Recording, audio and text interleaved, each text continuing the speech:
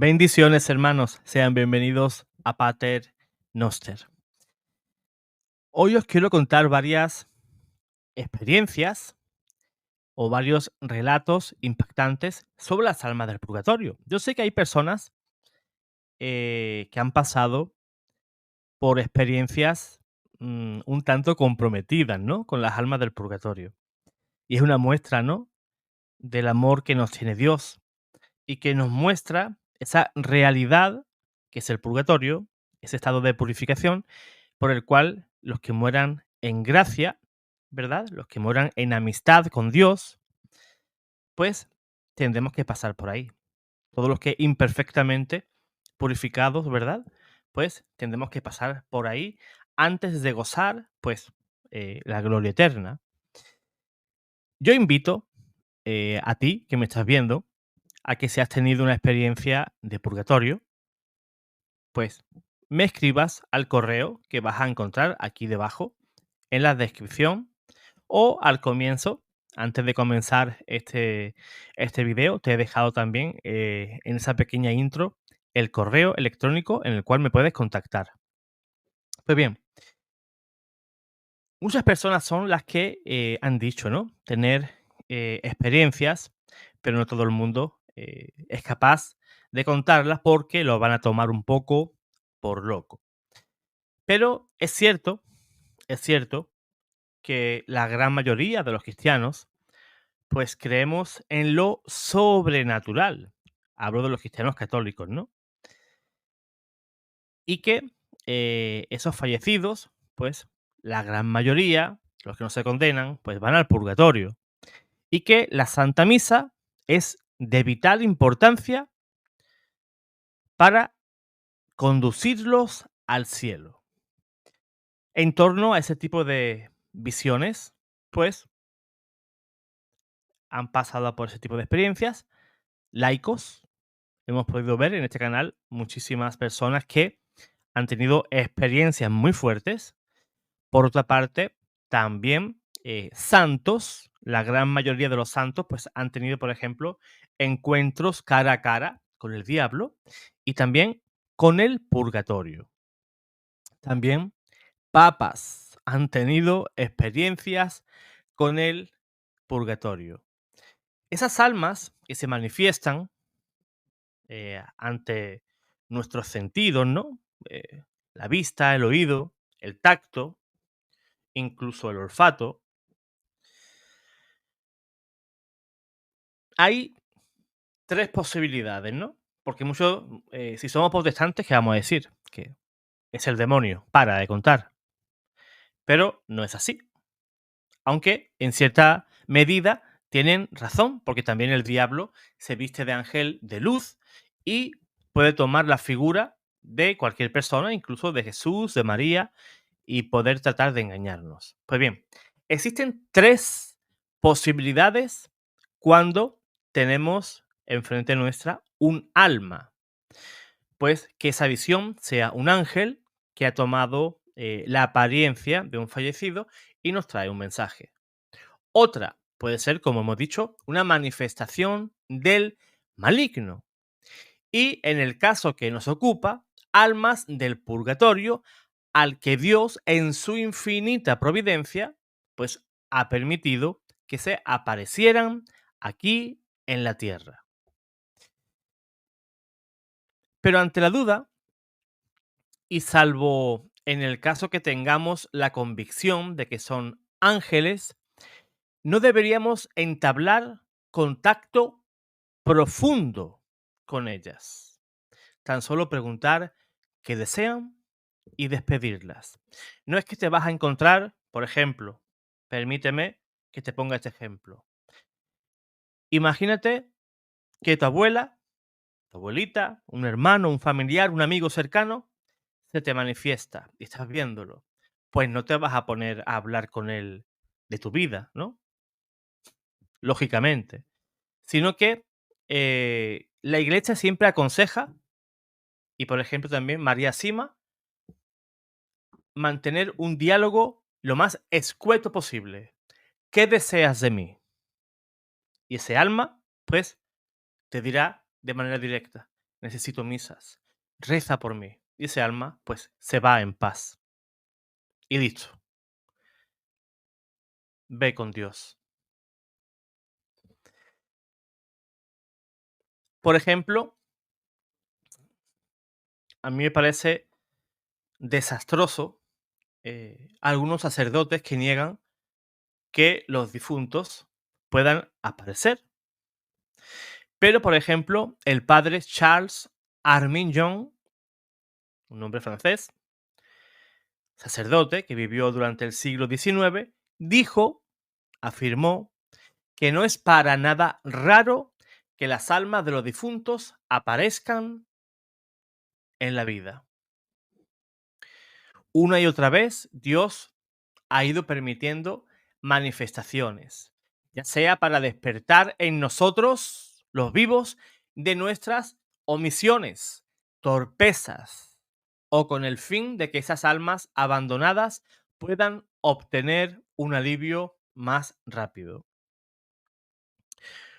Uno de los casos más conocidos o más destacados del padre Armiñón, autor de El fin del mundo presente, que se centra en el más allá, fue el de Benedicto VII, quien durante mucho tiempo después de su muerte, supuestamente, apareció al obispo de la Pri.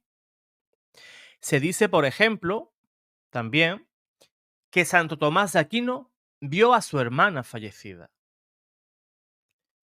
Y el Santo Padre Pío, pues también tuvo muchísimas experiencias con almas del purgatorio. Incluso el Padre Pío decía en broma que él ha hablado más o que ha tenido contacto con más almas del purgatorio que con personas vivas.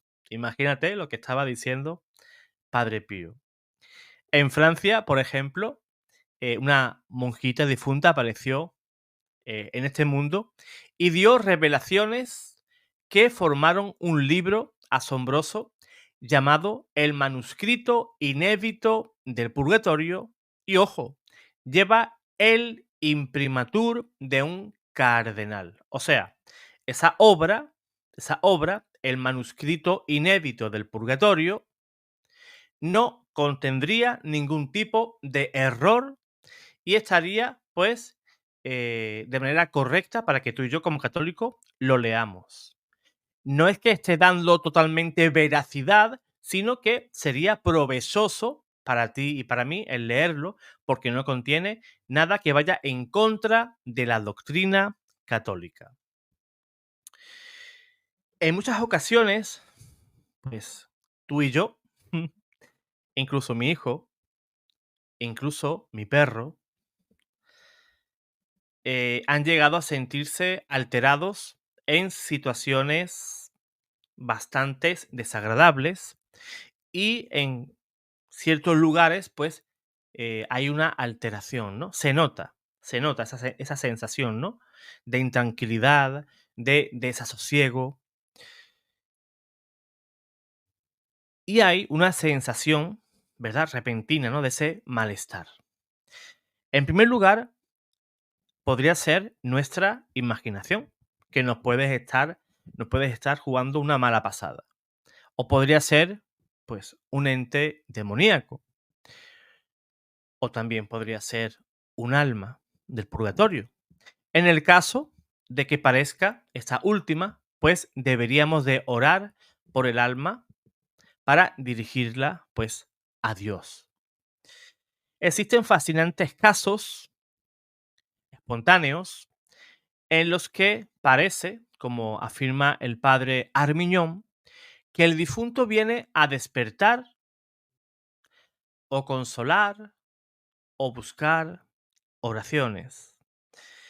En una ocasión, esto no tiene nada que ver con los 7 testimonios que voy a contar, ¿no? Pero en una ocasión, a una mujer aquí en Málaga se le murió el papá. El papá era muy devoto de la Virgen del Carmen.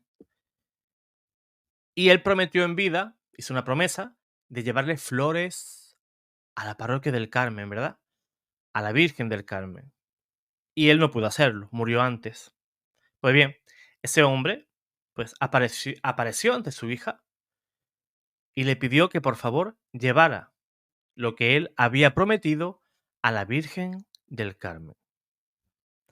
Lo podrás creer, no lo podrás creer, pero esta chica, esta mujer, sí que le parece real. Ella lo vio, ella lo sintió y para ella seguramente no hay dudas. Para el descreído, pues cualquier no va a creer en nada, ¿no? Pero las personas de poca fe, pues es lo que hay, ¿no? Es lo que tiene. Eh, Voy a contaros 7 testimonios de gente común, gente como tú, gente como yo, además de pequeñas coincidencias o la sensación de la presencia de un ser querido, ¿verdad? Y estos, por ejemplo, vienen en sueños, no de la forma física, pero sí se hacen presentes, pues, en sueños. Pues bien, el primer testimonio lo podríamos titular como un alma que vino a decirte adiós o a decir adiós. Bien, voy a leeros unas cuantas historias sobre este tema. Yo espero que lo escuches con atención y mientras estás viendo pues este programa, pues podemos también pues aprovechar para rezar por las benditas almas del purgatorio. Pues esta historia dice así. Testimonios, más bien que historia, ¿no? Testimonios reales. Destaca una mujer llamada Sheila. Mi primer marido murió cuando él aún no tenía 38 años, estaba enojado y yo no estaba segura de si había hecho una buena confesión. Cuando tuvo la extrema unción, o sea, el sacramento, ¿verdad? En el cual pues se le da a la persona que está cercana a la muerte. Más tarde me volví a casar. Ocasionalmente yo podía ver una figura en movimiento como en una niebla, desde el dormitorio de mis hijos al nuestro, y me engañaba pensando que se trataba de Dave para ver cómo estaba. Entonces, 16 años después de su muerte, tuve un sueño y vi la figura cruzando el pasillo. Otra vez lo llamé y le regañé, diciendo que esto había ido demasiado lejos. Ven a revelarte tú mismo. La niebla se aclaró y era David.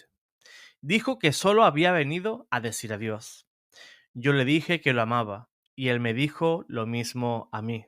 Qué bonito. Entonces él se había ido. Nunca más vi la niebla de nuevo. Creo que no estaba preparado para estar con Dios debido a su ira, pero por fin había pasado más allá de ella. El segundo testimonio, podemos llamarle su madre muerta llama por teléfono. Y esto conozco personas que han pasado por esto y han pasado experiencias reales. Otro día que queráis puedo contarla, aunque ya lo conté, si no recuerdo mal, en otro video. Pues bien, este testimonio dice así. Esta experiencia es personal y no he dicho a los miembros de mi familia, hermanos y hermanas al respecto.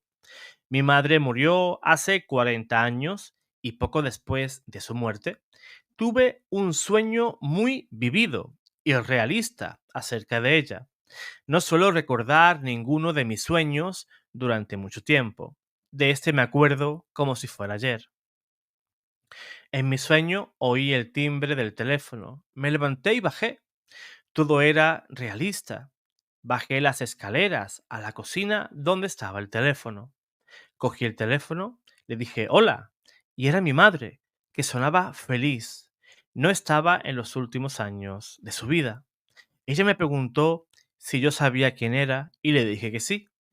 Me dijo que ella me había llamado porque sabía que estaba preocupado por ella. Ella había muerto por alcohólica. Ella dijo que se sentía mucho mejor y dijo que sabía que su comportamiento en la tierra estuvo equivocado. Me pareció oír voces en el fondo y me dijo, ¿oyes eso? Estamos todos ocupados aquí.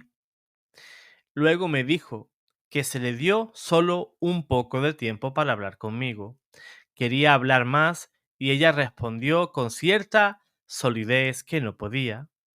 Le pregunté si me volvería a llamar y me dijo no, que yo iba a volver a verla algún día, pero no durante mucho tiempo. Me dijo, tú tienes que criar a tus hijos. Tercer testimonio. El esposo muerto, vino a llevarse a la esposa moribunda. Recordó Janie Flores de Las Vegas. La semana en que mi madre se estaba muriendo, mi hermana y yo turnábamos para permanecer despiertas por las noches con ella. Una noche me pareció oír su especie de asfixia, así que fui a su lado para ver. Ella estaba durmiendo pacíficamente. La puerta del dormitorio estaba abierta y por el rabillo del ojo pude ver una especie de figura de pie en el pasillo. No pude ver la cara, solo el torso y las manos cruzadas. Me pareció que las manos eran las de un hombre. Cuando me volví para mirar, no pude ver nada, pero cuando me di la vuelta, mirar a mi madre, volví a ver la figura con el rabillo de mi ojo. Al día siguiente, cuando le dije a mi hermano y a mi hermana, ambos muy tranquilamente dijeron, oh, es papá que viene por mamá. Nuestro padre murió en el año 1966 y esto pasó en el año 1992. Pocos días después murió mi madre. ¿Alguna vez sentiste la presencia de un ser fallecido con tanta fuerza que casi se dio la vuelta para mirar? ¿Crees que se puede manifestar de diversas maneras? Qué bonito. Testimonios muy eh, cortitos, pero sinceramente muy interesantes y muy consoladores, que al final los testimonios de este tipo es para consolar. Pues bien, el cuarto testimonio se titula En un entierro en el cementerio. Mi cuñada fue encontrada muerta en su apartamento, escribió una mujer llamada Carolina. Vivía sola y a varias horas de distancia de nosotros. Ella siempre nos dijo que le encantaría ser enterrada en la parte vieja del cementerio donde estaban sus padres, pero siempre pensó que tendría que ir a la parte nueva ya que no había más espacio. Cuando mi marido y yo luchábamos para organizar su funeral, nos encontramos con pequeñas pistas entre sus cosas y tratamos de satisfacer sus deseos en la medida de nuestras posibilidades. Como había estado muerta un par de días antes de ser encontrada, fue necesario incinerarla de inmediato. Cuando nos acercamos al cementerio para arreglar su enterramiento, nos aconsejaron que podríamos enterrar sus restos con sus padres. Nos alegró muchísimo y sabíamos que eso era exactamente lo que ella hubiera querido. Nosotros habíamos comprado un gran arreglo de rosas con una estatua de Nuestra Señora de Gracia en el centro del mismo. A medida que el director de la funeraria llevaba las rosas a la tumba, una de las rosas parecía saltar del ramo y cayó a tierra a mis pies. Iba a colocarlo de nuevo en el arreglo, pero el director y mi nuera me dijeron que no. Esto es para ti. Hubo una abrumadora sensación de paz. Traje a casa la rosa y la puse a los pies de nuestra estatua del Sagrado Corazón y parecía que nunca se secaba. Fue Santa Teresa, la pequeña flor que quería pasar su eternidad haciendo el bien en la tierra y cuyos signos son a menudo encontrar en el camino de rosas. Nos preguntamos si ella no está interviniendo de manera especial en este momento. El quinto testimonio se titula Un alma viene a consolar. Cuando tenía 16 años, me caí de la parte trasera de una camioneta en Griffin, Georgia. Recuerda Judy Duncan de Ann Arbor, Michigan. Allí las carreteras son muy difíciles. Digamos que yo estaba en muy mal estado. Mientras yacía en el pavimento, caliente con poca ropa, recuerdo que esa sensación de paz que es muy difícil de describir. También recuerdo que había gente que había pasado en mi vida. Era como si estuvieran de pie en un grupo y yo podía oír. No es tiempo todavía. Miré a los árboles, a mi alrededor, y todo lo que vi fue una luz muy brillante, como para decir que tengo vida en mí. Fue increíble. En la ambulancia estuve hablando con una chica joven, quien yo supuse que era el paramédico, y recuerdo que ella es tan hermosa que no podía apartar mis ojos de ella. Cuando llegué al hospital, le pregunté a mi mamá si ella vio lo bonita que era, y mi mamá dijo que ella no era bonita para nada. Cuando yo estaba durmiendo en mi cuarto del hospital, sentí a alguien al pie de mi cama. No sé si era un hombre o una mujer, sino que él o ella estaba brillando, tan brillante que toda la habitación se iluminó. Esta persona me dijo específicamente a mí tan claro como el día: Judy, ¿sabes que Dios te ama? Yo dije sí y caí de nuevo a dormir. Por supuesto, mamá insiste hasta hoy que nadie estaba en esa habitación esa noche, pero nunca olvidaré esta experiencia toda mi vida. El sexto testimonio se titula El dinero para pagar una misa. El siguiente es un testimonio de una persona que experimentó varias visitas de un alma del purgatorio y por lo tanto ella provee un detallado y franco testimonio ocular con respecto a los hechos que cuenta. Esto ocurrió el 13 de octubre del año 1849. En esa fecha murió a la edad de 52 años en la parroquia de Ardoye, en Flandes, una mujer llamada Eugène van de Kerkhove, cuyo esposo, John Wibo, era agricultor.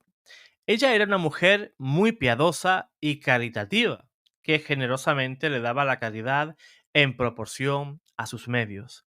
Tenía al final de su vida una gran devoción a la Santísima Virgen María y se abstenía de comer carne en su honor el viernes y el sábado de cada semana.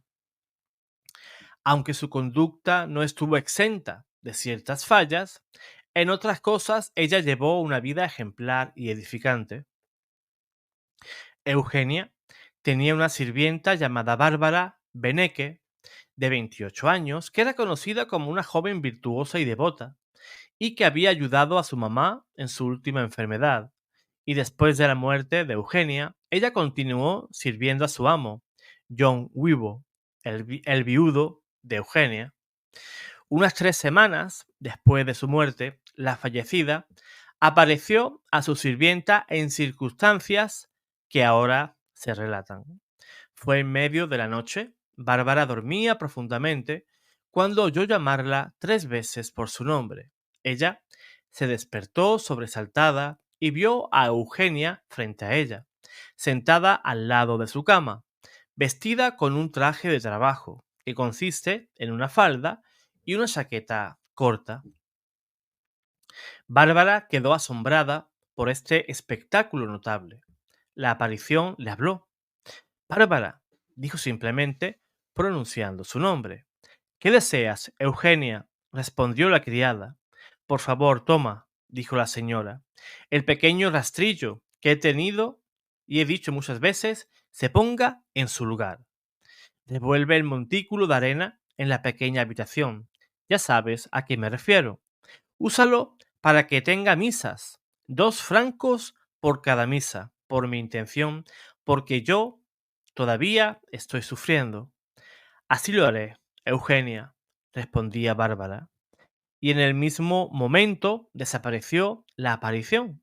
Después de un rato se quedó dormida de nuevo y reposó en silencio hasta la mañana.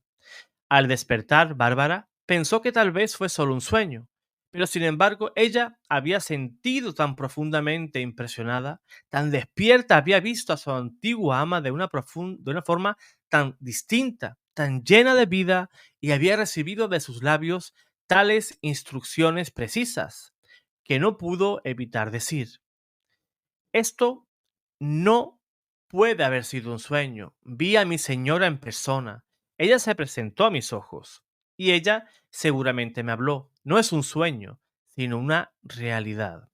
Por lo tanto, de inmediato fue y tomó el rastrillo, como le indicó, agitó la arena y sacó una bolsa que contenía la suma de 500 francos. En tales circunstancias extrañas y extraordinarias, la buena chica pensó que su deber era buscar el consejo del sacerdote antes de usar los 500 francos para tener misas, y se fue a contarle a él todo lo que le había sucedido. El séptimo testimonio es el relato de un historiador. Podemos ofrecer otro incidente relatado por el historiador Fernando de Castilla.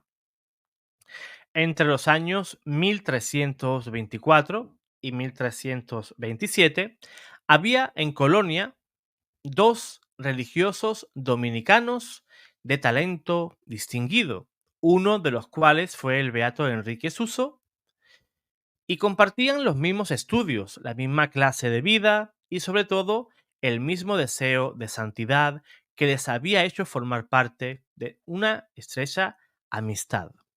Cuando terminaron sus estudios, al ver que estaban a punto de separarse para volver cada uno a su propio convento, estuvieron de acuerdo y prometieron uno al otro que el primero de los dos que muriera debía asistir al otro durante todo un año con la celebración de 2 misas cada semana. El lunes una misa de Requiem, como era costumbre, y el viernes la de la Pasión, en la medida en que las rúbricas se lo permitieran. Prometieron entre ellos que iban a hacer eso. Se dieron el beso de la paz y salieron de Colonia. Durante varios años, ambos continuaban sirviendo a Dios con el fervor más edificante. El sacerdote religioso, cuyo nombre no se menciona, fue el primero en ser llamado, y el padre Suso recibió la noticia con sentimientos de resignación a la voluntad divina. En cuanto al contrato que habían hecho, el contrato verbal, el tiempo que le había hecho olvidar, el tiempo ya se le había hecho olvidar. Sin embargo, él oró mucho por su amigo, imponiendo penitencias nuevas sobre sí mismo y muchas otras buenas obras. Pero él no pensaba en ofrecer las misas que se habían comprometido una serie de años antes. Una mañana, mientras estaba meditando en su retiro de la capilla, de repente vio aparecer ante él el alma de su difunto amigo, que mirándolo con ternura le reprochó el haber sido infiel a su palabra en la que él había hecho confianza. El bendito Suso, sorprendido, se disculpó por su olvido, diciendo que las muchas oraciones y mortificaciones que había ofrecido, y aún así siguió ofreciendo a su amigo, cuya salvación era tan querida para él como la suya. Es posible, mi querido hermano, agregó, las tantas oraciones y buenas obras que ofrecía a Dios no fueron suficientes para ti. No, querido hermano, respondió el alma sufriente, esas no son todavía suficientes. En la sangre de Jesucristo, la que se necesita para extinguir las llamas que me abrazan, en el santo sacrificio, que también me librará de esos momentos espantosos. Te suplico que mantengas tu palabra y no me niegues lo que en justicia me debes. El bendito Suso se apresuró a responder al llamamiento del alma sufriente. Se puso en contacto con muchos sacerdotes como le fue posible y les instó a decir misas por las intenciones de su amigo para reparar su falta. Él celebró e hizo que se celebraran un gran número de misas. Al día siguiente, varios sacerdotes, a petición del padre Suso, se unieron con él en ofrecer el santo sacrificio por la persona fallecida, y él continuó su acto de caridad por varios días. Después de un breve periodo, el cura amigo de Suso apareció de nuevo ante él, pero ahora con una condición diferente. Su rostro era alegre y se vio rodeado de una hermosa luz. Gracias a usted, mi querido amigo, dijo, he aquí, por la sangre de mi Salvador, yo fui liberado de todos mis sufrimientos. Ahora voy al cielo a contemplar lo que hemos adorado juntos tan a menudo bajo el velo eucarístico. Posteriormente, el beato Suso se postró a dar las gracias al Dios de infinita misericordia, porque ahora entendió más que nunca el valor inestimable de la Santa Misa. Pues debemos de aprender muchísimo de esta última historia, porque la oración es muy útil, claro que sí. El rosario, el rezo de los 100 requiems, em, los diferentes sufragios, limosnas, buenas obras, todo eso está muy, muy bien. Pero la joya de la corona es la Santa Misa. La Santa Misa es la joya de la corona. Es la manera, es la manera más potente, podemos decirlo así, en la cual podemos ayudar a nuestros hermanos que se encuentran en el purgatorio. No debemos de escatimar, ¿verdad?, la oración. Pero, como he dicho, la joya de la corona es la Santa Misa, el santo sacrificio, el sacrificio de nuestro Señor. Solamente la sangre de nuestro Señor puede llevar el consuelo y la liberación a las benditas almas del purgatorio. Pues, si quieres ayudar a las almas del purgatorio con tus rezos, aquí también, en la descripción de este video, aquí debajo, encontrarás un link para comprar varios de mis libros, entre ellos uno para rezar por las benditas almas del purgatorio, para que les demos una manita, ¿verdad? Ese último empujoncito que le podemos dar para que puedan llegar pronto al cielo. Dios te guarde, Dios te bendiga.